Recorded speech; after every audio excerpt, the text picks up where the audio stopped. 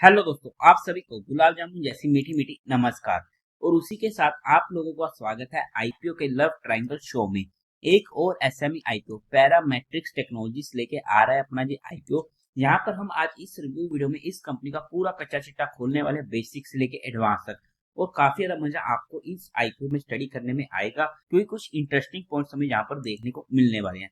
अगर मैं स्टार्टिंग में इसमें अपने पर्सनल डिसीजन की बात करूं, क्योंकि काफी सारे आईपीएस में बैक टू बैक देखने को मिलने वाले, तो किस तरीके से रहेगी रैंकिंग उसी के बेस पर कोई फाइनल डिसीजन बनेगा। बट जो भी मेरा फाइनल डिसीजन होगा वो मैं आप लोगों को हमारे टेलीग्राम चैनल पर या हमारे डेली के शो पर अपडेट कर दूंगा। बट आप लोग एक बार इस वीडियो को देख लीजिएगा, समझ लीजिएगा, फिर अपने रिस्क रिवॉर्ड रेशियो और माइंडसेट के अकॉर्डिंग अपने फाइनेंशियल एडवाइजर से कंसल्ट करके कोई फाइनल एक्शन बनाइएगा।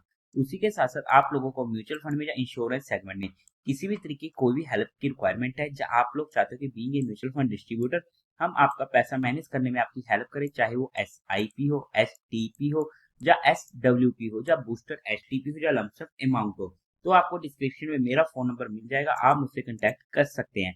अब अगर हम कंपनी की बेसिक डिटेल की बात करते हैं, तो ये कंपनी इनकॉर्पोरेट हुई थी 2004 में, मतलब कि अच्छा खासा एक्सपीरियंस हो चुका है। और काम की बात करते हैं तो ये ऑफर करती है software application and technology solution for large and medium sized companies. काम वाइज बात करते हैं, एक काफी अच्छा सेगमेंट हमें देखने को मिल रहा है, बट हाईली कम्पिटिटिव सेगमेंट भी ये होने वाला है, इस पॉइंट को हमें एक्सेप्ट करना पड़ेगा। अगर हम डिटेल में स्टडी करने की कोशिश करें कंपनी की software application and technology solution को, तो इसे ब्रॉडली कैटेगराइज किया गया है डिजिटल ट्रांसफॉर्मेशन सर्विसेज में, जहां पर application development and maintenance, solution architecture and design, enterprises data management and data analytics, insight, perform, EPPM, pace, ITCS, Drona, even T jet, बलवाक एंड प्लामेटी जैसी सर्विसेज प्रोवाइड की जाती हैं। अगर आप लोग स्पेशली IT सेगमेंट से हो, तो आपको इन चीजों के बारे में डिटेल में पता होगा। सेकंड, मैनेज सर्विसेज, जहां पर application manage services, cyber security services and cloud and data support service provide की जाती है। कंपनी की क्लाइंट लिस्ट की हम बात करते हैं, तो उसमें कौन कौन से सेगमेंट आ जाते हैं? BFSI सेक्टर, जो हमारा इंश्योरेंस वाला सेगमेंट होता है, retail, manufacturing, sports, pharma and logistic. और उसी के साथ साथ एज ऑफ मार्च 31 2024 कंपनी के पास 182 एम्प्लॉयज होने वाले हैं। काम वाइज, सेगमेंट वाइज एक अच्छा काम, एक अच्छा सेगमेंट हमें देखने को मिल रहा है।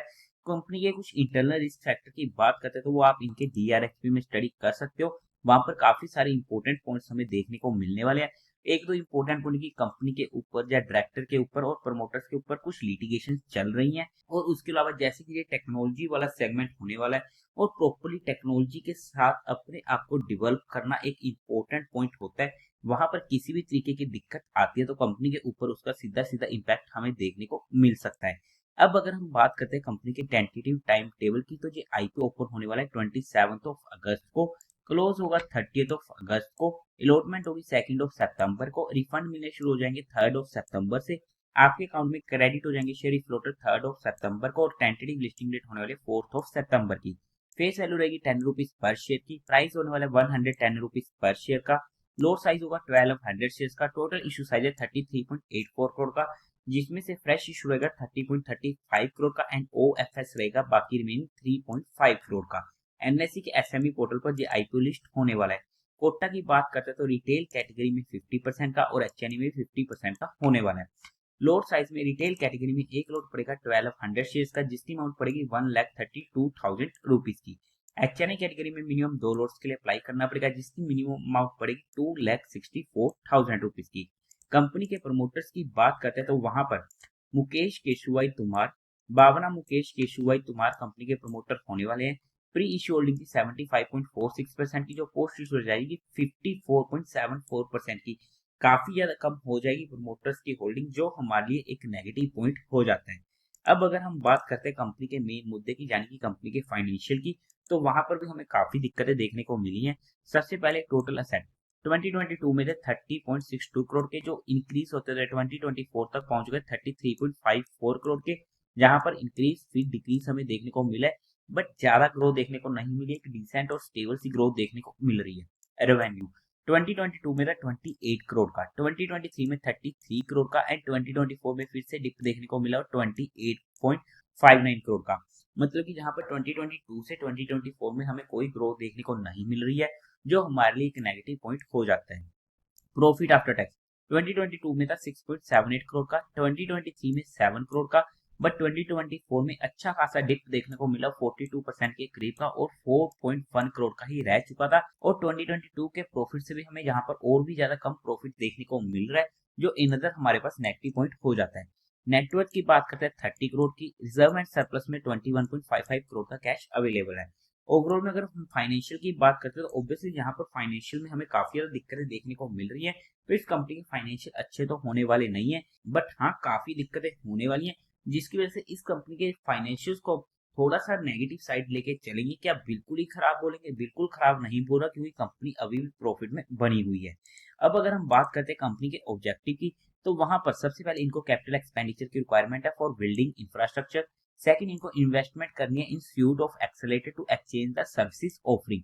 थर्ड, जियोग्राफिकल एक्सपेंशन करनी है इनको Middle East and East Asia में, एंड जनरल कॉर्पोरेट पर्पस। अब अगर हम कंपनी के फंडामेंटल्स की बात करते हैं तो वहां पर मार्केट कैपिटलाइजेशन होने वाली है 126.6 करोड़ की, आरओई 13% की ठीक ठाक है, आरओसी 17% की अच्छी है, आरओएनडब्ल्यू 13% की ठीक ठाक है, प्रॉफिट आफ्टर टैक्स मार्जिन 11% का अच्छा है, ईपीएस प्री आईपीओ 4.72 की, पोस्ट आईपीओ 3.59 की काफी ज्यादा कम है, पीई प्री आईपीओ 23.3 की, पोस्ट आईपीओ 30.64 की। ओवरऑल में अगर हम फंडामेंटली बात करते हैं तो फंडामेंटल वहां पर हमें ठीक ठाक देखने को मिल रहे हैं, वहां पर इतनी दिक्कतें देखने को नहीं मिल रही है as compare to their financials. अगर हम पीयर टू पीयर कंपिटिटर्स में जाकर बात करते हैं तो सबसे पहले ऑल ई टेक्नोलॉजीज, ये एक हमारे पास इंटरेस्टिंग आईपीओ आया था जहां पर हमें अच्छा खासा काफी अच्छा मुनाफा देखने को मिला था। और आई होप कि जिन भी लोगों को ये आईपीओ मिला हुआ उनके मन में खुशी हो चुकी होगी, जिसका पी हमें देखने को मिल रहा है 44.31 का। और इस पॉइंट को डिस्कस करने का मतलब ये था, क्या हमें सेम सेगमेंट का जो ये आईपीओ आ रहा है, क्या वहां पर भी हमें अच्छी लिस्टिंग गेन देखने को मिल सकता है? आपके अकॉर्डिंग आपको क्या लगता है, कमेंट सेक्शन में बता दीजिएगा। सोफ्टसोल इंडिया, जिसका पी है 40.57 का, के सोल ऑफ इंडिया, जिसका पी है 35.3 का। अगर हम इसके जीएमपी की बात करें तो आज के टाइम पे ग्रे मार्केट में जहां पर इसका कोई भी जीएमपी हमें देखने को नहीं मिल रहा है, बट उम्मीद है कि आने वाले टाइम में हमें थोड़ा बहुत एक्शन जहां पर भी होते हुए देखने को मिल जाए। हाउएवर, अगर हम 2024 के अकॉर्डिंग इसकी वैल्यूएशन की बात करते हैं तो वहां पर ये आईपीओ सस्ता नहीं आ रहा है और कंपनी हैवीली अपनी वैल्यूएशन डिमांड कर रही है, जो हमारे पास एक अनदर नेगेटिव पॉइंट हो जाता है। बट हमने यहाँ पर सिर्फ कंपनी को education and learning perspective study किया है, किसी भी तरीके की कोई भी इन्वेस्टमेंट टिप या एडवाइस नहीं है।